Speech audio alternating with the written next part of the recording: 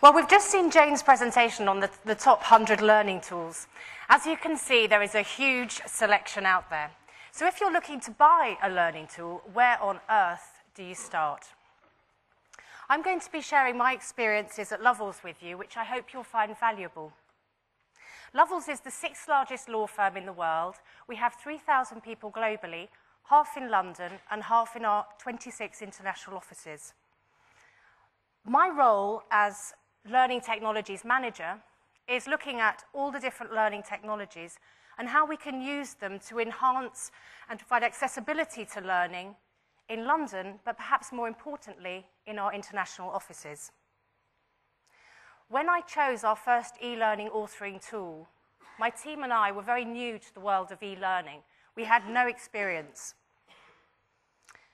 4 years later, having bought 2 e-learning authoring tools and in the process of choosing a third, I feel I'm in a stronger position to talk about the challenges and the risks that buying or selecting an e-learning authoring tool entails. And my goal today is to share my experiences with you to look at some of the considerations and implications of choosing an authoring tool. Choosing an authoring tool is a bit like buying a car. Manufacturers only want to sell you their own make. You don't go into a Mercedes garage and come out with a Renault. Some of the questions you may want to ask are, what features do I need? What are my priorities? What budget do I have? What resources do I have? And what happens if I make the wrong choice? You can't chop and change your e-learning authoring tool. You're really pretty much stuck with the one that you choose for at least a year.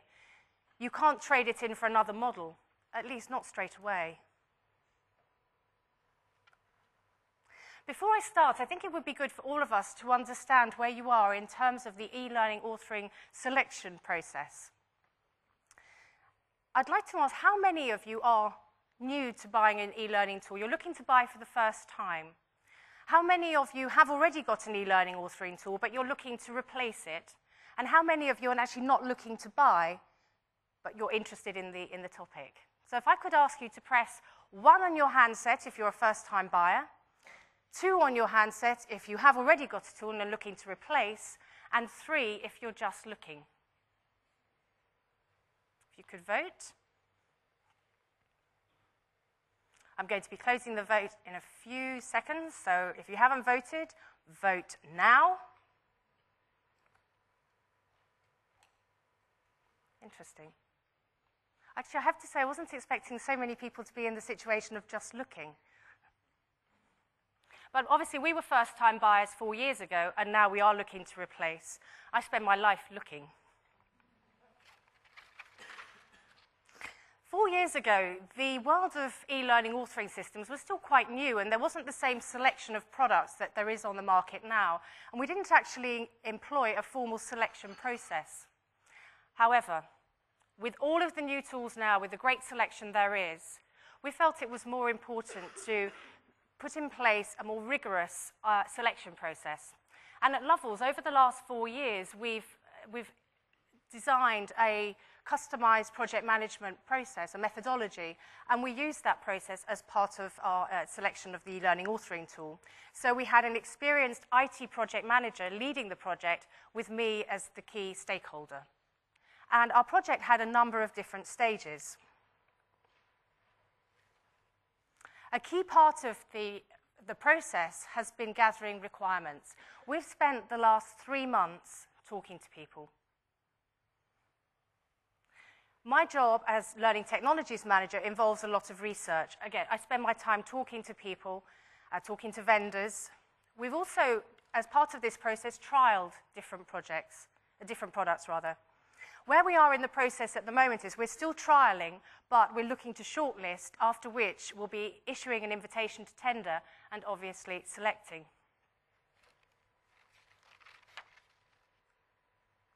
The type of content that you want to create is absolutely vital. It's a vital factor in the choice of the e-learning authoring tool. And I wanted to get a sense of what kind of content it is that everyone is wanting to create. There's the IT-based content, which is where you have screen captures, you might want to record mouse movements or menu options or shortcuts, or there's text-based learning, and this could be compliance or health and safety, where it's informational-based. It could be multimedia, where you're looking to combine games or video. And in fact, we have a tool at Lovells that enables us to combine PowerPoint with speaker notes and video. And if you're interested in that tool, I'm not going to focus on that area today. I'll be very happy to talk to you afterwards about which tool it is we use.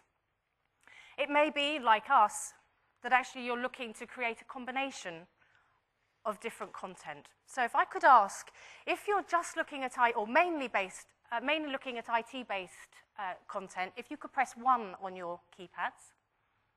If you're mainly looking at informational-based, text-based content, if you could press 2. Multimedia, the games and video, press 3. And if it's a selection, a mixture of all of them, or some of them, if you could press 4. You can see that you're voting. Anyone that hasn't voted, a few more seconds, and then I'll be closing the voting. Great, thank you. Okay. That's exactly the situation in which we find ourselves. 4 years ago, we were focusing on IT-based content, whereas now we've diversified into legal skills, and increasingly soft skills.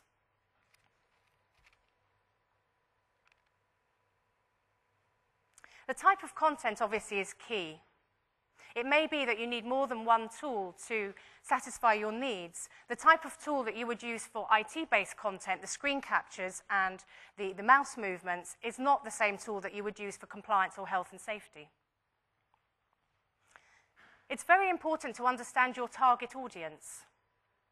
Have they experience of e-learning, or are they totally new? Are they IT-phobic, or are they IT-savvy? The culture of your organization is also very important, and it's very easy to overlook this.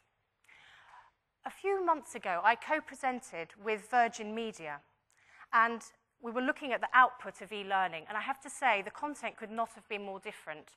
Theirs was snazzy, it was flash-based, there were games at the airport, whereas us as a city law firm, let's say it was somewhat more conservative. What resources you have available is also key in the decision-making. Do you have people that are able to dedicate weeks to e-learning, or do you have people for whom training is just a part of their job, and there was absolutely no way that you could take them away from that job to create e-learning? They need something quick.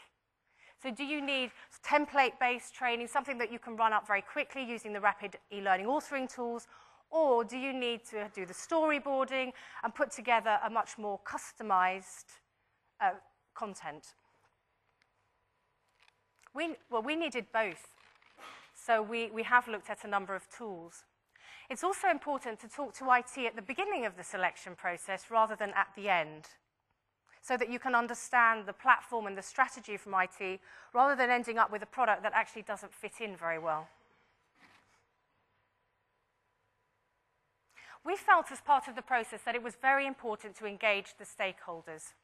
We interviewed over 25 people, and that was the PAs, it was the lawyers, it was the existing e-learning authors and the future e-learning authors, and also we interviewed clients.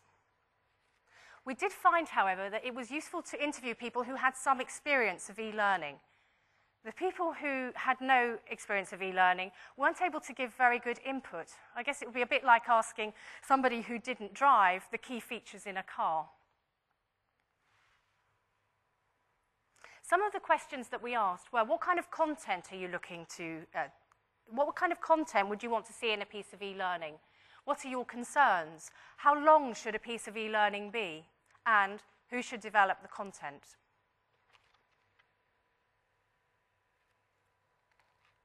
Some of the requirements that we found from the authors were, number one, that it should be editable. We had some issues with a product that we used for creating quite extensive e-learning for a portal project. And the screen, because it was a customized project for Lovells, the screens were changing, the application was changing. And we found that if the screen capture changed and you wanted to edit the e-learning, you pretty much had to go back to the beginning. And also, with a customized product, by the time you've spent 3 months creating your e-learning, by the time you actually come to rollout, it may be that your e-learning is actually out of date. We also needed the ability to create e-learning content quickly, and this really came up for our international trainers who performed IT support as well as training. There was absolutely no way that they could spend 3 weeks creating long content. They said, we need to be able to create something in a day, because people were asking for it and they needed it. They couldn't wait 3 months for it. And something actually that has come up as a requirement from talking to our international offices is the ability to translate the content. 4 or 5 years ago, when we started looking at e-learning authoring tools, this wasn't even a possibility. Whereas now, you do have tools that enable the content to be translated automatically. And although for us, English is the business language, it's not necessarily the best learning language for our learners where English is not their first language. So we do need to take that into consideration. So what did the learners say? Actually, interesting, they said that we should allow for different learning preferences. We have experimented in the past with video, and in fact, lawyers being lawyers say, look, we want to read, we don't want to watch, we don't want to listen, just give it to us in written format, because that's how they're used to dealing with content. But they recognize that we should actually allow for different preferences. They wanted to be able to dip in and dip out of the e-learning, and they wanted the system to remember where it was that they'd left off. So they wanted bookmarking. For lawyers, time is money. The lawyers at our firm bill it 6-minute units. So any e-learning that we create has to be time-focused. It can't be fluffy.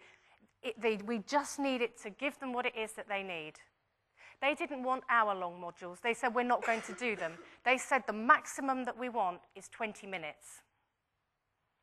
And for us, it's very important to track the online activity of particularly the lawyers. The lawyers in England and Wales, according to the Law Society, they have to complete 16 hours of continued professional development in order to be able to practice as lawyers. So as well as capturing all of the learning that they do in the classroom, we also need to be able to capture all of the learning that they do online. So for us, it's a key business requirement. The first time round, we focused on the features and the best business benefits, but not so much on the technical considerations. And in fact, a point to note is that the vendors will tend to focus on the benefits rather than what's actually underneath the bonnet. And what's under the bonnet rarely gets discussed. It's a bit like the car vendors promoting a car on the basis that it has front and rear cup holders, but not actually talking about the performance. We also identified interrelated projects and products, such as the wide area network upgrade, which did have an effect on bandwidth. We needed to look at the limits that we had because of bandwidth and our e-learning. Active Directory was another project that impacted us. We also had a learning management system project, which obviously was related to this. We needed to be very clear about IT strategy. At Lovells, it's a Microsoft shop, doesn't support Java, and there is no Flash expertise in-house. If we were to use a Flash-based product, we'd either have to recruit somebody or we'd have to engage a Flash consultant to come and help us.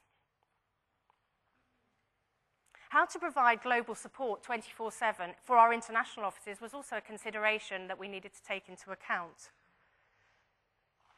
The first time round, 4 years ago, we didn't formally test our e-learning authoring tools. And what we found, when we'd spent a few months creating some e-learning, we came to publish it. And we found out right at the last minute that actually for the e-learning to run, we needed to load a codec, a file, on every single PC globally. Now, that was a bit late to find that out. The vendor hadn't told us. We hadn't done the formal testing. Luckily, it was all okay. We didn't have any issues. But it's an example of how important it is to work with IT as a formal process and to test it. We also needed to look at clients. We have been asked increasingly to provide e-learning for clients. So we need to make sure that whatever we publish is easily accessible for the clients, and also from a technology strategy point of view that we're able to support the clients 24/7, which obviously is a key consideration. Do talk to people.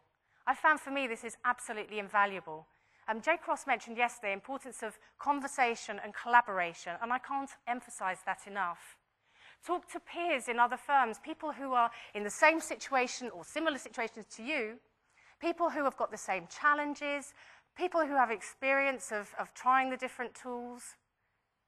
Talk to people who are actually using the products. Go and visit them. Go and talk to the e-learning authors that are using the tools. Ask them about the issues, because these are the people at the coalface who actually do have experience of using the tools. If you don't know who is using the product, the vendors will normally give you referrals in terms of names of people using them. However, don't be led by the vendors. The vendors want to sell you their product, not necessarily advise you on the best product for you on the market. Where to go to get independent advice has actually been, for me, the biggest challenge. Vendors are keen to extol the benefits, but they'll rarely discuss the limitations of their product.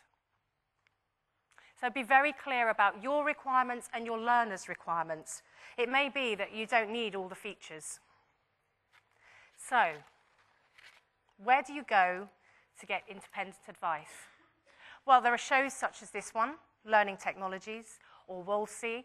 There are e-learning network events where there are people presenting case studies, and there are obviously the e-learning consultants and experts.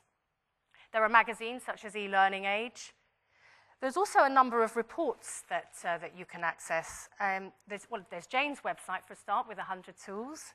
Kineo carried out a survey of 70 people who gave their views on their experiences of selecting a rapid e-learning authoring tool in terms of what influenced their decision, how long it took to get up to speed, and any issues that they had. Kineo also have a number of free reports on their website. Brandon Hall have a detailed report on how to buy e-learning systems and tools. I found that one actually really good, and I've got a copy here if anyone's interested to look at it. It included basic criteria for selecting an e-learning authoring tool. So do attend these sort of events, talk to the e-learning consultants. In my experience, I've never found anybody that wasn't prepared to share their experience and their expertise. People generally are happy to share that. Do see the e-learning authoring tools in action, and do try it out for yourselves. We've actually tried 3 of the tools, or in the process of trying 3 of the tools that are on Jane's list, and that's Articulate, Captivate, and Camtasia. And in fact, we're going as far as to only consider shortlisting products that we've actually tried for ourselves. What we've done is we've taken a particular task and broken it down, and we've recreated the learning using the different tools to try and get like with like. So we've not just been randomly testing or experimenting with the products. We've taken, as say, the defined content, and we've found differences between the different tools. One small example is 2 similar tools creating the same learning. We found that one file size was much, much larger than the other. We would never have known that by talking to the vendor. That obviously could have implications for bandwidth, for clients, or for international offices. So what resources do you need?